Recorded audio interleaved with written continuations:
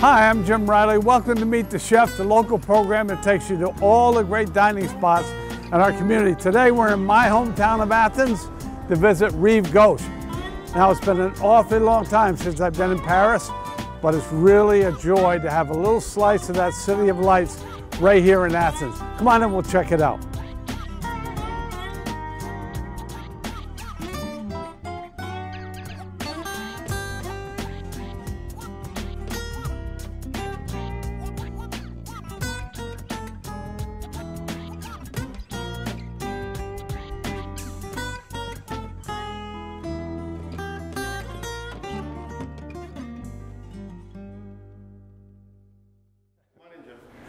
Joe, how are you? Jim, good. Welcome to Rive Gauche Bistro. I love that. I was telling, sit down here, we'll have, oh, I see the wine. I broke some wine out for us. No, yes. I'm already happy.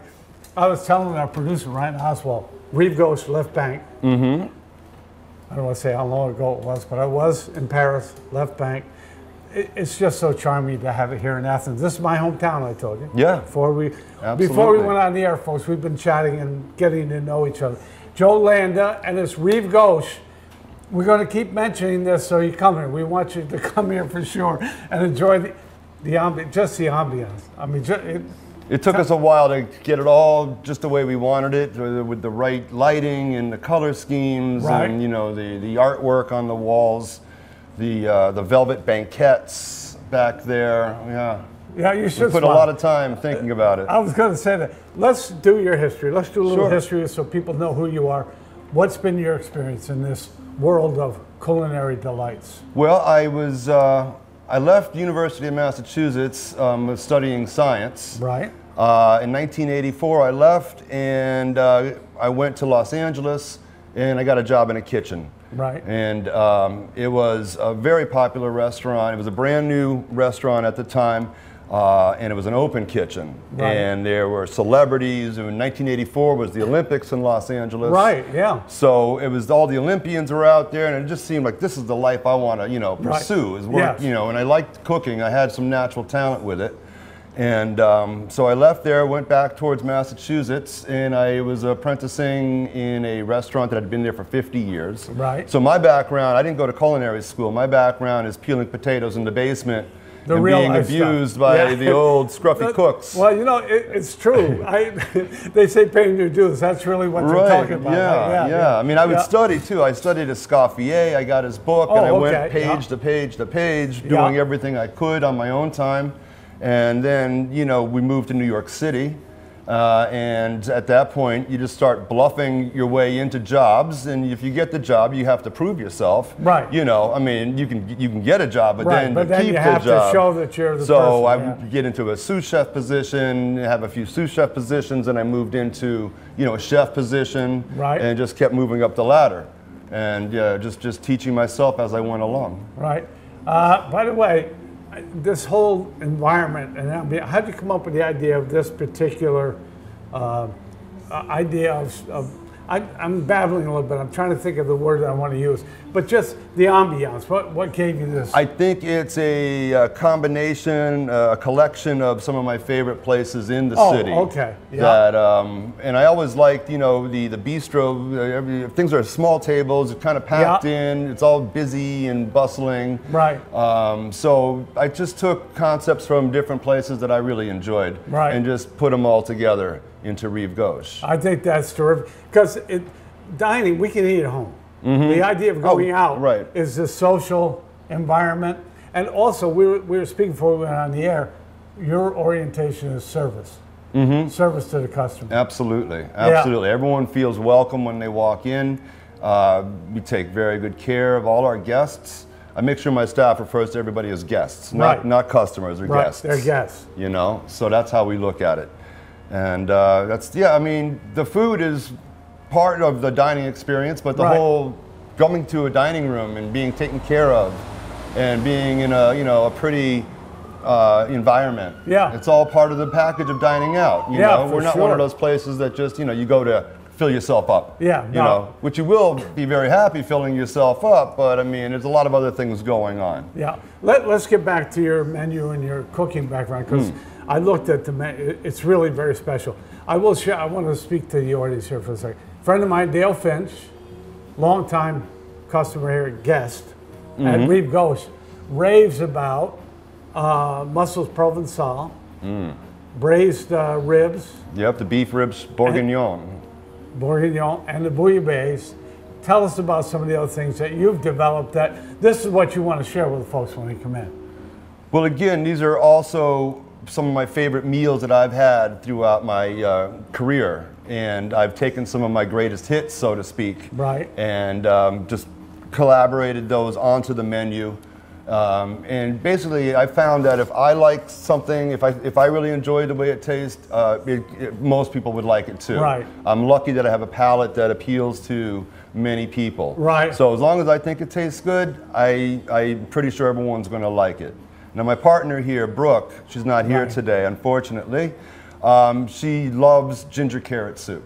Now, I don't like ginger carrot soup. I can't make ginger carrot soup to make it taste good to me, so I'll never sell ginger carrot soup. Yeah. So that's what I'm trying to say. You know, if I have to like it, and then I can make it. But I think that's really authentic. It becomes authentic when you do that. You're not trying to create something to be something. You are something. Right, exactly. It comes from within, and it's authentic. It really is. Yeah. It's a passion. It's a lot of fun for me. Oh, I just think that's a great way to look at it, because when I come in, my wife is a stickler to try new things and experience new things. With a menu like yours, people can do that. Yeah, absolutely. And we constantly are doing seasonal changes. That I like too. You know, weekend specials were amazing. People are always calling up, are you having the bouillabaisse this weekend? You know, and so we bring that around as often as we can. So it's just, and then not only just the food itself, then it's the presentation on the plate. Yes. You know, that's another form of art.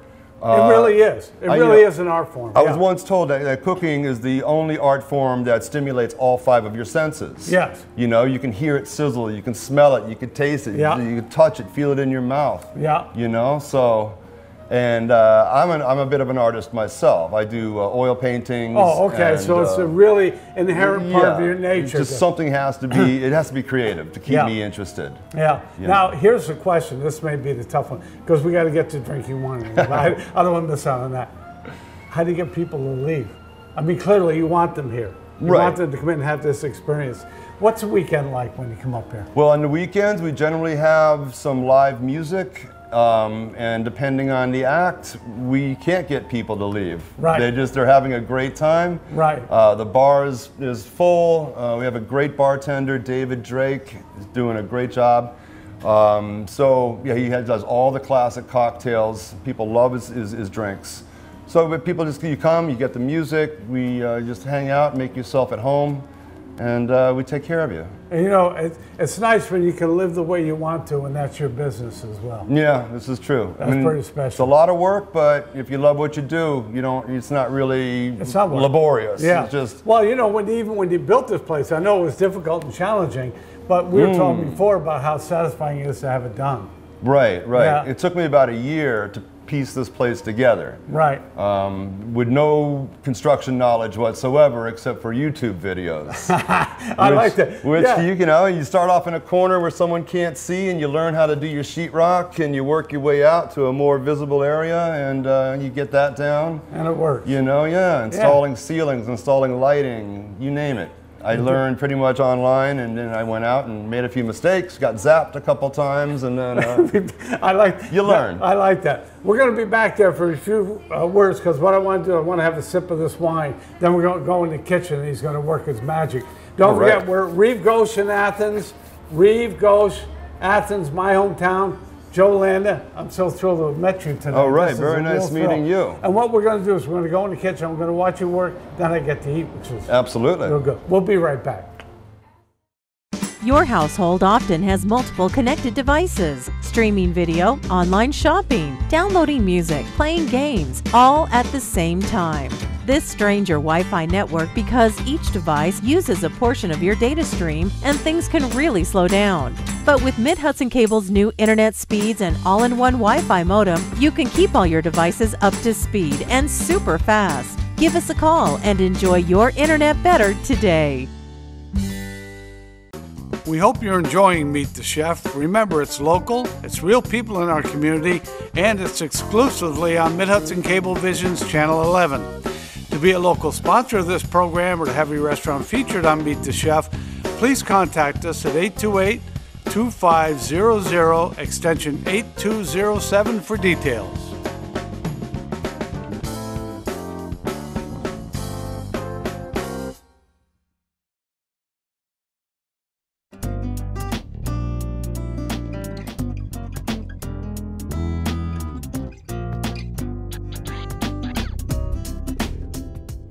Welcome back. You see the wine. I asked Joe for a little wine, and what I did was I poured my own glass. You can see that I was very enthusiastic about the wine, which leads us to your other operation. Around the corner, you're coming down, is it Washington? Yeah, Street? Washington. On that end of your corner. building, Yep. on the corner in Athens, is your? We just opened a wine and spirit shop named Sally Hamilton Wine and Spirit, and there's a backstory to Sally Hamilton. Okay. You're an Athens Yeah. Athenian. You Yeah. must know about Sally. Go telephone. Well, when we first came up here 5 years ago, there's a little creek that runs across the main road, and it's called Murderer's Creek. That's correct. And it was like, Yeah. why the hell is this called Murderer's Creek? So we're Googling away, and we find the story of young Sally Hamilton in 1813. She was 20 years old. Her father was a prominent attorney, and she left her father's house to come to her sister's house in the village here. So father assumed she made it, sister assumed she stayed at father's. The next day, where's Sally Hamilton? The whole village came out looking for Sally. 3 days later, they find her in what was then called Mulder's Creek. Right. And her body was bludgeoned and she was dead. And so the name over the years has been changed to Murderer's Creek. Right.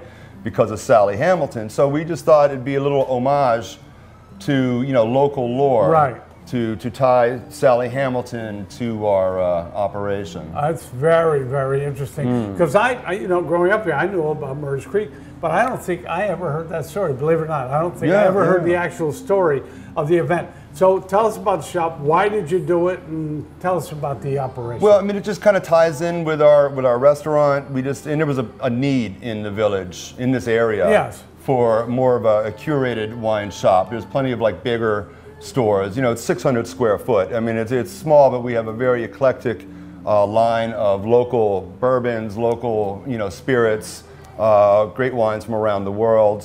And we're constantly evolving and bringing in new things, and we're excited about that too. I like it. One of the things I told you before we went on the air, I feel our communities are enriched whenever somebody like you decides to settle here with us and run a business like this. It's very enriching for the community. You feel proud about that? I think it's a good thing. I do. I mean, it's a beautiful village. We fell in love with the village. Yeah. And now we're not the only ones. There's people coming up. Another restaurant is opening a block away. Right. We have a new bakery in the village as of a year ago. So it's definitely on a renaissance. I like that. That's great. Let's go in the kitchen. We'll see what you're doing there, right? Okay. All right, we're in the kitchen. Joe Landa, owner, chef, Rive, Gauche in Athens. Again, I love your place. Welcome to the kitchen. This is phenomenal. This Now is we're in where the it all kitchen. happens. This is where it all happens. Yes. Now tell us about Chopped. Oh, well, I was on Chop. I actually am a Chop champion, and it was a lot of fun. I was being self-trained. They had me pitted against a culinary graduate with all the skills that were taught to him, and they pitted us together, and I came out on top. Great. No, and that's Food Network, folks. So I'm with a star. I want to be seen with Joe. All right, what are we doing here? Lots of fun. Okay, today we're going to start off for an appetizer. We'll start with our classic steak tartare. Oh. Yeah, this is one of our more popular items on the menu. Basically, it's chopped raw meat. What we use, this cut of meat here is very, very tender. It's called the teres major muscle. And the teres major muscle is a shoulder muscle that kind of makes the cow's arms move out like that. Yeah. And cows never really move their arms like that, so it never gets any use, so it's super tender. I like that. So what we do with that, we just kind of cut that into small strips. And then we take those strips and we just cut those into little smaller pieces. And then we just keep going until we have, it's all hand cut Very small. I like doing it this way as opposed to using a grinder, because the grinder just, the aesthetics aren't there, and the fat gets kind of mushed it really around. isn't. No, you can see it. It's very So what we're going to special. do now, we're going to take our raw terrace major, and we're going to start adding the ingredients for the steak tartare. Steak tartare traditionally has chopped red onion in it, and what we have here, these are marinated white anchovies. They're not like the brown one. Yeah, you want to try one of these? Yeah, yeah. These are, I love these. They're almost like they're pickled. Oh, you know, so that is marvelous. So we have some of those chopped up, and we're going to add those to the mix. Oh, that's good. And wait till we get it all together. Yeah. And then I got capers. I love capers. We're going to add about, you know, maybe a half. People always ask, well, what's the recipe? It's like, I'm not sure. But this is the recipe. This is Worcestershire sauce. How much was that? That's how much I know it needs, but I can't really tell you what that was. And then we use a sriracha to give it some bite. Okay. And all that's getting in there. And fresh chopped parsley. I like the colors too. Color is very important on everything. So I have a little bit of olive oil. This is extra virgin blended with 100% olive oil. And we need some salt to season that all up with. And there's mustard. We use Dijon mustard. Of course. Inside here. Oui, Monsieur Dijon mustard. And then finally, we're going to use an egg yolk. Okay. So besides the raw beef, we're going to have a raw egg yolk that goes in there. And we're trying to get some of that stuff off of it. There we go. Now, I use my hands. I find that the hand is the best tool in the kitchen. Right. You know, it's a spoon, it's a spatula, it's a thermometer. It has everything. So you can tell everything that's going on. No, we wash our hands, you know, every time we do this. Right. So now we have a cameraman from the mountaintop. Shane, when he sees you do this, he gets very excited. And when we dine a little later, I'm sure he's going to want to participate. I can see that coming. Oh, look at that. We take that mix, get a nice big entree plate here, and I need a ring mold. Give me 1 second. Okay. Oh, this looks really interesting. I see Shane. He's not nodding because he's on the camera, but I think he approves of this. Oh, I make my own ring molds with PVC pipe. See that? And it works really well. That's from the construction. That's from the construction end of me. Yes, yeah, exactly.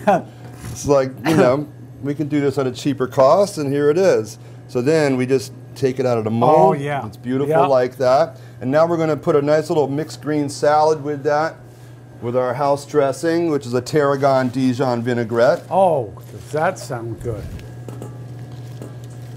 I don't know if I can share any of this. This may be, you know what I mean? I might be able to share some of the other things later, but this. Let's see what happens. This is very, very. And you said this is one of your really popular. Oh, absolutely. Yeah. And then there are my toast points for a garnish. Oh yeah, I have to have a point. Oh, look at this. Now, who provides those? So we bake these off daily. You do it? Yes, we do. And then we add some cornichon. I wouldn't want it without that. Look at this. The last piece. Oh my God. We're gonna hit it with some whole grain mustard. Yeah. That you can use at your discretion. Voila. Would you mind if I held that up? I'd like to hold this up. Let me hold it right in front of Joe so you can see it. There it is. Steak tartare. Oh my God. Are you kidding me? Fabulous. Okay, where do we go next? Good stuff. All right, let me just put this over here. So Jim, this is one of our favorite items on the menu. That's very, very popular. It's our duck cassoulet. We use a 10-ounce duck breast that I use a fresh herb mix. And we like to use parsley, sage, rosemary, and thyme. Oh. It works. Little Simon and Garfunkel. Exactly, and oregano. And oregano. So there's different proportions of each, but those are like the 5 herbs that we use in a lot of our dishes here at Rive Gauche. So, and then it has some chopped shallot oil that I put on top of it too. That sounds great. So what we're going to do with this, we're going to start cooking the duck breast, and then we're going to go into making the cassoulet with these ingredients. Very good. So the duck breast, very simply, I can grease the pan with the fat of the duck, and that way it won't stick on the bottom. There's plenty. And I go up into our broiler. Some people call it a salamander. Right. And that's very, very hot, and that's going to sit up there for about 5 minutes, and you'll see how golden brown that's going to come out. Plump, juicy, amazing. Wonderful. So. All right. Now. Cassoulet. Cassoulet. Cassoulet is just a French bean dish. And we're going to start off with bacon lardons. That's just this is solid slab bacon that we use, and we just dice it into little 1/2-inch cubes. Right. And we're going to get that rendering to get some of the fat going in that. I'm going to splash it with a little bit of olive oil just to help it get going. Just get it going. Yeah. So then the beans, these are navy beans that I use. They're soaked overnight, right? And then you have to you bring them up to a boil. We use cumin in this. This is dried cumin, dried thyme, bay leaves, and you can't forget your salt. You got salt is very important, just a little bit, because there's natural salt in the beans that will come out in the water if you don't balance it with the salt. Got it. So now we're going to. I can hear my bacon going over here. You were talking about that with the sounds, with the artistic stuff.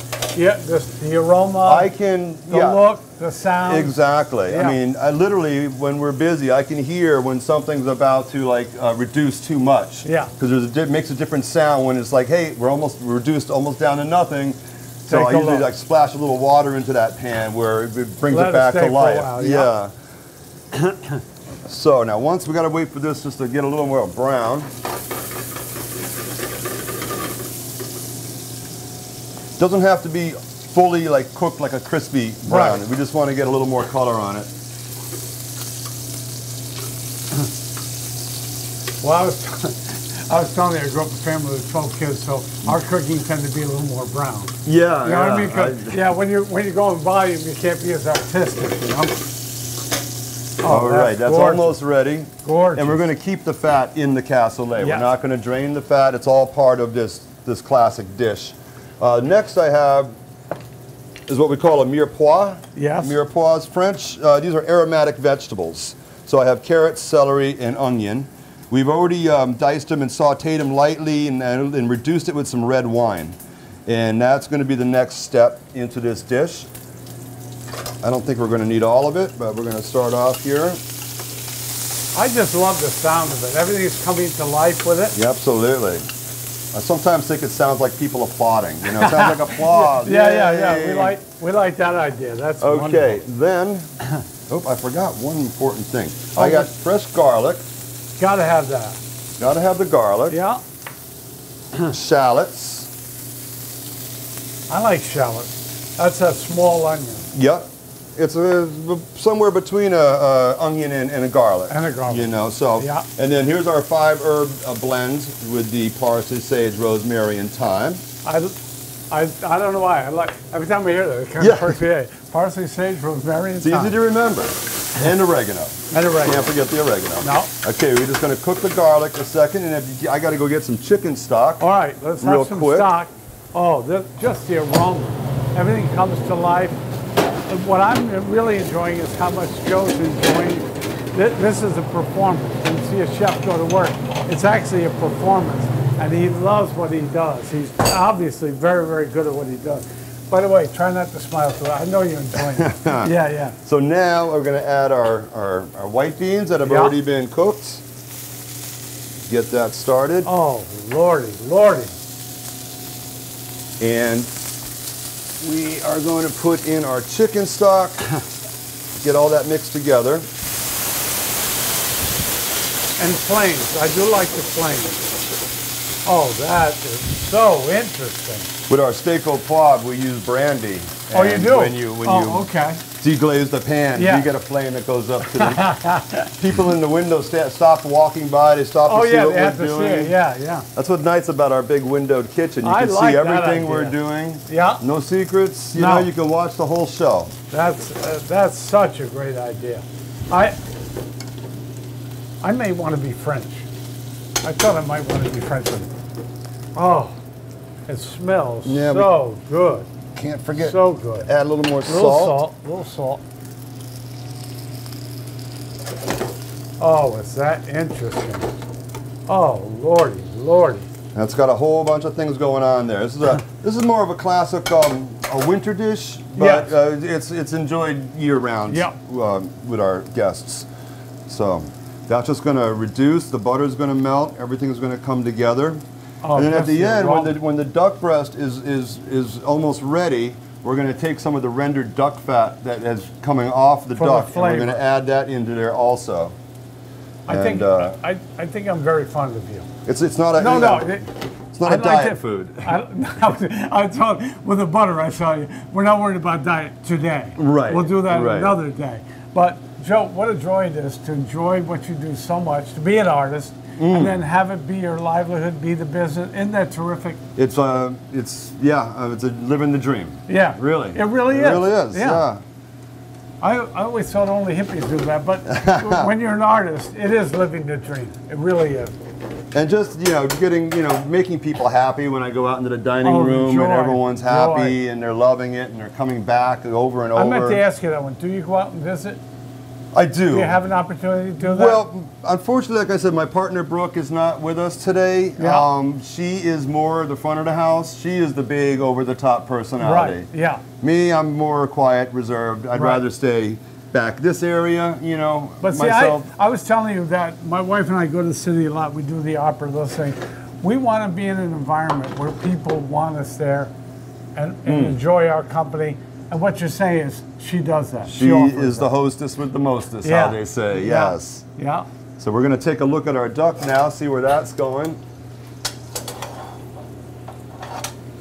You can see it's browning up nice, and we're getting some of that rendered fat on the pan. And that's what you're going to use. So right now, that's pretty much rare. We're going to go a little bit longer, try to get a nice medium rare, which is let's have a medium rare. I'm a little my wife is a sophisticated. I'm a little more I got to move into it gradually, so the medium rare works best for me. I'll tell you what, while that's cooking some more, we can go into the dessert. Let's do that. You want to do that? Yeah. What we're going to do today, we're making profiteroles. Profiteroles is a pâte à choux pastry, which is a puff pastry in a sense. Right. That you make eclairs with, or cream puffs. That's the dough. And it's filled with ice cream. We use a Madagascar vanilla bean ice cream here. Did you? I'm looking at our Did you? And then that one is then topped with a chocolate sauce. But we make an espresso brandy chocolate sauce, which just see, what do I do now? I'm over here with a steak tartare. This is like beyond belief. But when you hear that dessert, I got perked right up with that one. That was pretty special. So we're going to start off by making our pâte à choux dough. In this case, we use 3 cups of water and a half a pound of butter. But it's a lot of butter, but we're making a lot of little cream puffs. I hope so. Because yes, this is not for one dessert. Otherwise, my heart just. I mean, I'd be happy, but I'd be right for the angioplasty. Thank God we're making quite a few of them. And then to this, we just have to add a little bit of sugar and a pinch of salt, even for a sweet dessert. Cassoulet, the aroma of cassoulet is just. This is unbelievable. A little bit of sugar. Okay, so that's 2 ounces of sugar. And we're going to put like a pinch of salt, which is, I guess, is a 1/4 teaspoon. And we're going to just wait till this comes. I love the pinch. The pinch is good. Yeah. Because a pinch is different from your pinch and my pinch. No, it is. It depends. And that's what you're saying about being an artist. It's your sense of what the pinch is. That makes yours special, and the way that you present things. Oh, this is just phenomenal. I mean, after so many years of doing this, you just kind of know by the volume of what you have how much seasoning you need. Right. It's like a lot of times I forget to even taste what I'm making. Because I just know what it's going to be like. I know what it's going to taste like with what I've put into it already. So once this comes to a boil, we're going to add our flour. And that's it. And then we're going to, we got 3 cups of flour. So it's 3 cups of water, 3 cups of flour, and a half a pound of butter. I don't know why, but I love the half a pound of butter. Again, it's for a lot of pastry, so we're okay. And the duck is working. Getting firmer to the touch. Yeah. Just a couple more minutes there. That's going to be See, that's the other amazing. thing. That sense of how you test things and know what they are. Oh yeah, definitely. Even cooking steaks on the grill, you can, after a while, you can just by sight know what degree of doneness they're at. Now, you mentioned steaks before. Now, what steaks do you do here? We do the that Terrace Major, the very tender piece. We call it our Bistro steak. Right. And we also do a steak frite. Right. Au poivre. Okay. So that's a New York strip. Right. Coated with peppercorns, sautéed, and that's deglazed with our brandy and our beef stock. Now the stocks are very important. I mean, the stock is pretty much all the flavor here is what you're going to get in those cassoulet. Yes. Yeah. So we take great care in preparing all our stocks from scratch. Our onion soup is... Well, that way you know exactly what you have if you prepare it yourself. Exactly. Oh, I didn't... This sounds a little rude. Please don't think me crass. But French onion soup was one of my favorite experiences. That's one of your... We have... some people say it's the best they've ever had. We get constant reviews on our French onion soup. I have to try that. So we can put one of those together for you. Yeah, I would definitely. So and again, it's the only trouble is I have a little problem because when I work my way through the menu when I come here, and I will, of course, is that what can I have the soup with where I don't feel like I've eaten so much I got to lay down for like Rip Van Winkle for 20 years. Yeah, that is. You have to balance it's a hearty appetizer. It's a very hearty appetizer. Now, tell us a little bit about that because I still love the duck cooking. But tell me a little about your French onion soup. Well, again, like I said, it's all about the stocks. There, we added about another ounce or so of more fat to the cassoulet. Oh, this is going to be really interesting. That would help keep the peasants going through the winter. A lot of these classic dishes were once peasant dishes, not eaten by the kings. You know, so and now we get to enjoy them. Which I'll tell you what. Let me add my flour, and I'll talk about that onion soup, which is I want to hear about that. So with the pâte choux, we add the flour all at once, one big plop. But you have to keep stirring. And we're going to keep stirring over the heat, and it's going to start to form a ball. So while that's doing that, the French onion soup, it's a classic French onion is made half of veal stock and half of chicken stock. Okay. So we have, we roast our bones for our veal stock. We make and that goes for 24 hours. That stays on the stove overnight to get everything out of the bone, all the marrow and everything. So where you gather all that flavor. Exactly. And then the same with the chicken stock should be no less than 4 hours on the stove. And we have like our special blends of spices and herbs that we put into that, clove being one of them. So clove is like something you would normally not think of putting into a chicken stock, but it's a very background flavor, and you don't even know what it is. You're not even realizing you're eating the clove, but it's an important element. And so then the onions, that's another thing too. The onions have to be sautéed for almost an hour. We cook them low and slow for an hour. So I'll have a pan maybe over the top with onions, and then by the time we're done, you got about an inch of brown, beautiful caramelized onions. Yeah. And that's when you start adding your stocks. Okay, so now all of this has come together. Oh, look at it, It's more of a ball now. It's nice and smooth, a little shiny to it. So that's when you know you're done. So we're going to transfer this into a mixing bowl. And we're going to incorporate our eggs to it next. And we're just going to get this started. And now we're just cooling down the batter while we're beating it. We're cooling the batter down. So if we add an egg right now, it'd probably cook. Yeah. So we're going to let that cool a little bit like that. In fact, I can slow it down. That's good. And we can go finish our duck cassoulet. Let's go plate that. Okay, we have our appetizer done. We're going to get to that later. Steak tartare. I'm very excited about that one. But this one is very special. Duck cassoulet. Let's plate this and show people what it looks like. Show you what we do here at Rive Gauche Bistro. So we have our beans that have been absorbing all the flavor from the bacon lardons, the aromatic vegetables, garlic, shallots. Oh, the cassoulet is wonderful. It's a beautiful consistency, not too runny, not too dry. And then we get our duck breast that we have cooked to medium rare. As far as I think, it's medium rare. We'll find out right now. So we're going to slice it on the bias. Oh, see, I like that. It just makes a prettier presentation. Yes, it does. And again, I mean, oh my God, look at that. Your first impression is what your plate looks like when it comes out to the table. Oh my Lord. So then we fan out this duck breast. So you have the crispy skin, you got the tender medium rare middle. Oh, that is beautiful. What I do here, I just garnish it rather quickly with a little bit of Dijon right across the top of the duck, very light. I like that it's light on there. Just another added element of flavor. Oh, is that and that's gorgeous? That's our duck casserole. No wonder you're the chop champion. That's right, yeah. Fantastic. You got to be quick. That's the thing. Quick.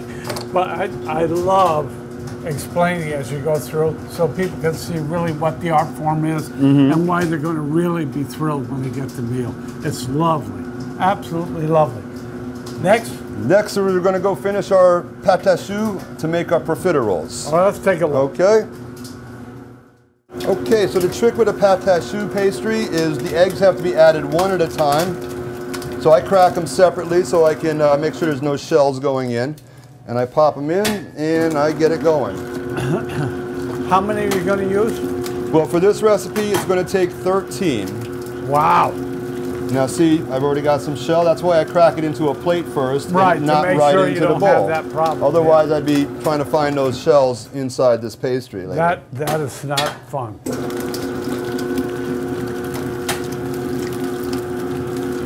So our mixer has a safety device on it that I can't add anything to it unless the beaters are turned off. Now you did say you have to mix it in total until you go to the next one. Right. You can, if you could see, you can see that the dough gets incorporated completely. At first, you can still see the egg kicking around. Yes. And then it becomes a shiny, solid mass again.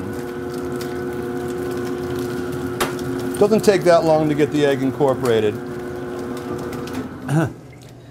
But it's interesting how it has to go in individually.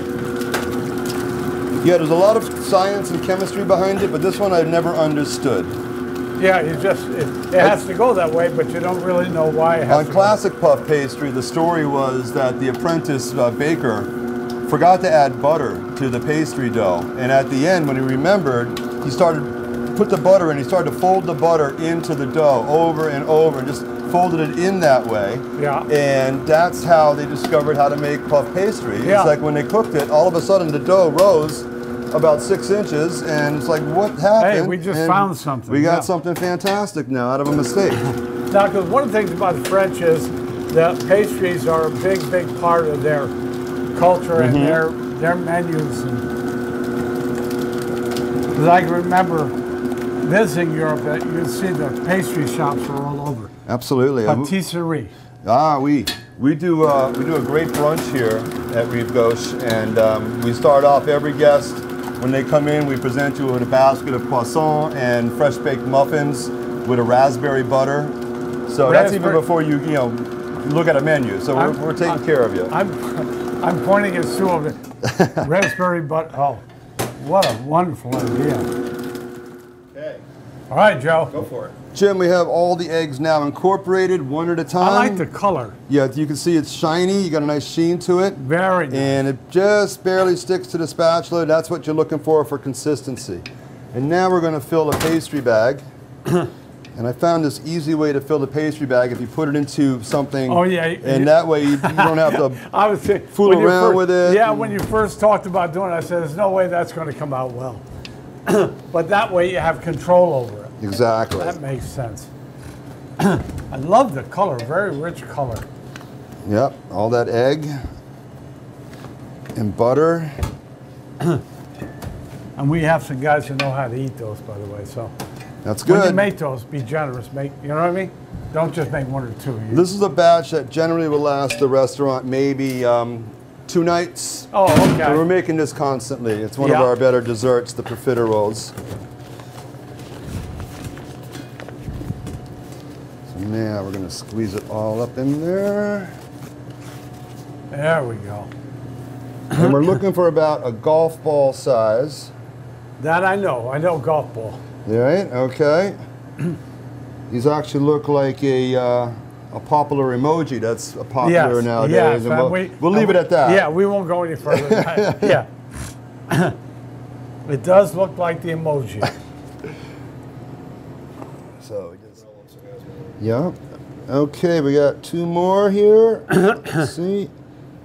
And we made it. Okay. So now, I like just to tamp down these little dots sometimes if they're too high. Right. And everything looks pretty good right now. 350 degrees for about 30 minutes. Then you're going to rotate the tray so it cooks evenly, and maybe another 15 minutes. I like that So idea. a total of about 45 minutes cooking time.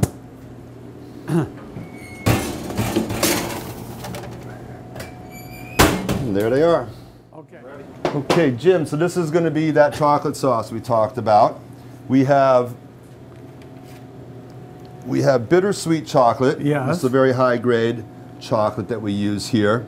Yeah, please. Oh, yep. You're not going to be able to have just one. I tell you right now, you're going to be going back for that. That's for so sure. So we have heavy cream in our pan, and I'm going to add to that about half a cup of sugar. And again, always a pinch of salt. Just a pinch. Even for a sweet chocolate sauce, it's going to get a pinch of salt. Let me find my whisk. Whisk. Now we don't want to come up to a full boil with this. We just want to have it bubble a little bit on the sides. Just a little bit. And now we can add our other ingredients to that. What we have here is a strong shot of espresso. We have fresh espresso from our cappuccino machine. We're going to add that to there. And again, we have this Madagascar vanilla bean extract, which is, you pay for that one. It's expensive. Yeah. So we use that sparingly, but it makes such a difference. And then finally, well, not finally, but in addition, brandy. Oh, yeah. We're going to add brandy. We're not cooking for kids. I'm cooking for adults. No, you know? this is an adult So that scenario. was about an ounce of brandy. We cook for kids too, so don't worry, guys. Yeah.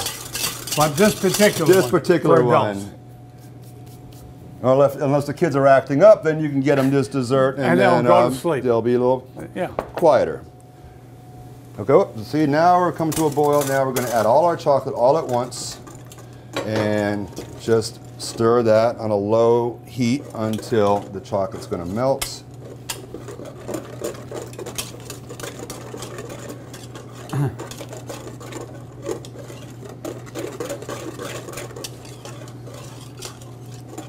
Boy, does that look good. Oh, it's going to get a nice dark chocolate color to it once it's all incorporated. Yeah, you see it getting darker in the color.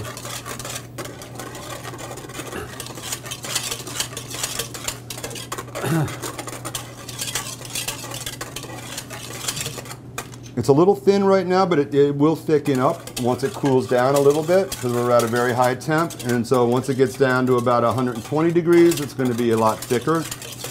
And that's what we're going to be looking for. So that's your brandy espresso chocolate sauce. Ooh. This is a good one. Ooh. People talk about this all the time, too. I bet they do. I'll bet they do. So we'll just put that on a back burner, how we say. So Jim, it's been about 45 minutes. We've rotated the pan earlier on, and now it's time to take them out. They should be all puffed up, nice and brown. Oh, that is gorgeous. There they are. Gorgeous. Nice and crispy. Oh, that is beautiful. And that's our cooked pâte choux cream puffs.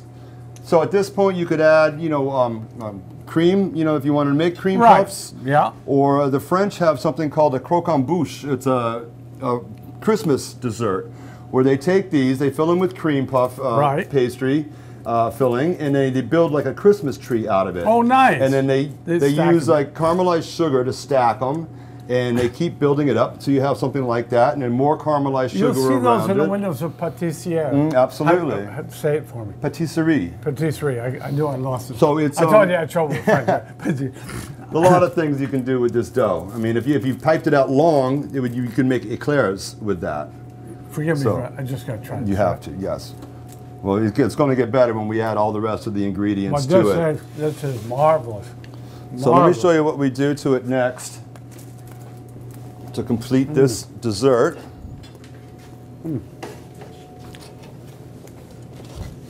So all we do, we cut them in half.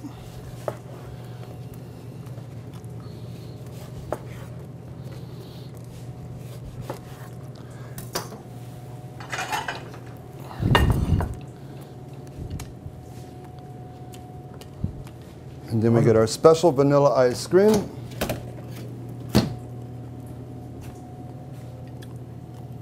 Oh. I am so well. And we put them back together. Of course. And then finally,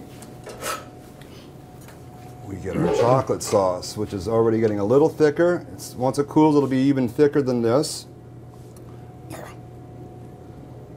And that is our profiteroles. Oh, is that What I like to do is just put a couple raspberries on the plate. Whatever's in season, just jazz it up a little colors, bit. yeah, jazz and color. And, oh, aren't they marvelous? And that's it, voila. Ah, merci. Bravo. All right. We're going to take a little break, and then we're going to go and test drive all this food. Joe, thanks so much for taking time. Thank you. Thank Joe you. Landa, this is Rive Gauche. We're in Athens. We got to test all this stuff, and I'm going to tell you why you want to come here. We'll be right back. Your household often has multiple connected devices, streaming video, online shopping, downloading music, playing games, all at the same time. This strains your Wi-Fi network because each device uses a portion of your data stream and things can really slow down. But with Mid-Hudson Cable's new internet speeds and all-in-one Wi-Fi modem, you can keep all your devices up to speed and super fast. Give us a call and enjoy your internet better today. We hope you're enjoying Meet the Chef. Remember, it's local, it's real people in our community, and it's exclusively on Mid-Hudson Cablevision's Channel 11. To be a local sponsor of this program or to have your restaurant featured on Meet the Chef, please contact us at 828-2500, extension 8207 for details.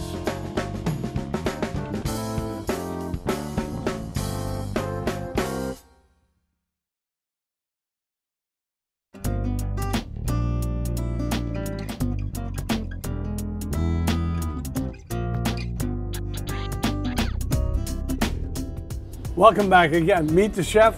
Today we're in Athens at Rive Gauche. Rive Gauche, left bank.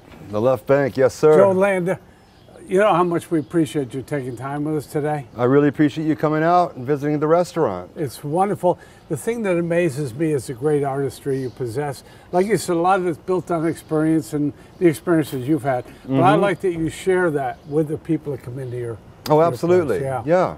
This is all very approachable, you know, approachable food, casual. We're upscale, but we're very casual. I like pinky. I do like pinky. And saying that, let's try a little of the steak tartare. Absolutely. Oh my God. I love the bread. A little more steak tartare. Again, tell us a little bit about this again. Well, it's a classic French appetizer. This was not peasant food. This was for the royalty because you have to use only like the finest meat because you're eating everything, you know, uncooked. We even have to put a disclaimer on our menu about hazards of uncooked food and so forth but it's completely safe. You see our kitchen is so clean and our work ethics are impeccable. So. See, I'm not a real sophisticate. But the way you prepared it, the way you showed that, and how you put it together, and the loving care that you have, it's just a joy to experiment and try this. This is the first time I've ever had steak tartare. It's out of this world. I mean, if you didn't know it was raw meat, I mean, you would just think you're eating like a pate or something like that. It's got a lovely bite to it.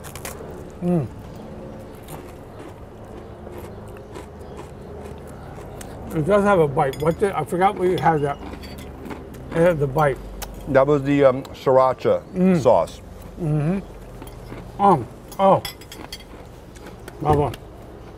Tell us about this again. I like these. The cornichon. These are just a miniature cucumber, pickled. But it has a very different flavor. It's more vinegary than a sweet pickle. Yeah. Oh, I'll have a little salad.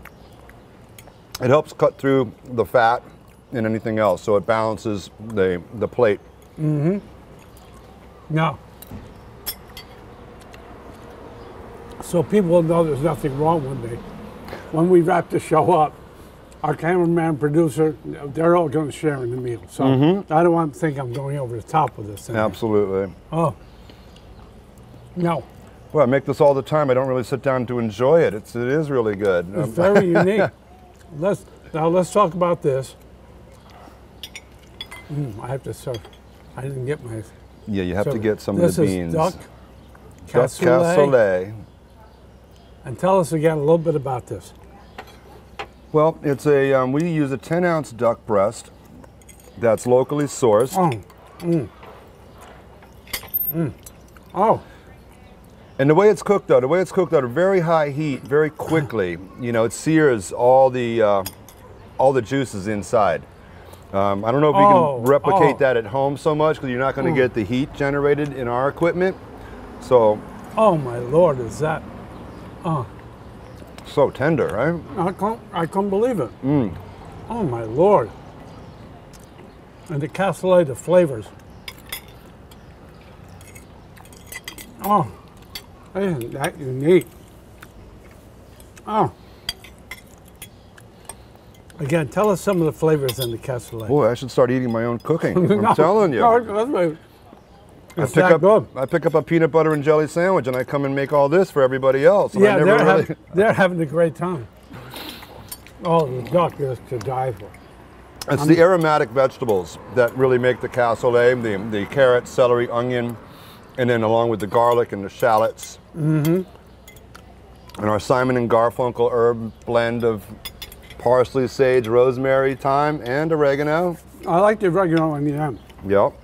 Oh my God, is that good? Oh.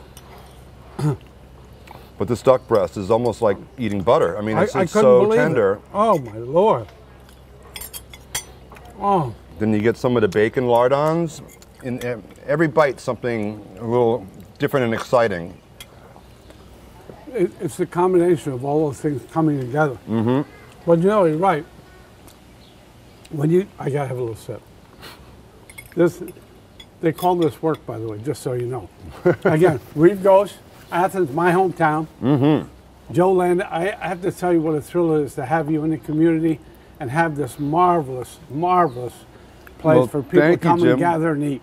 Well, you know, Athens is my adopted hometown now. You know, I've been here for 5 years and it's a great community. And every day there's more people buying property here, moving to Athens.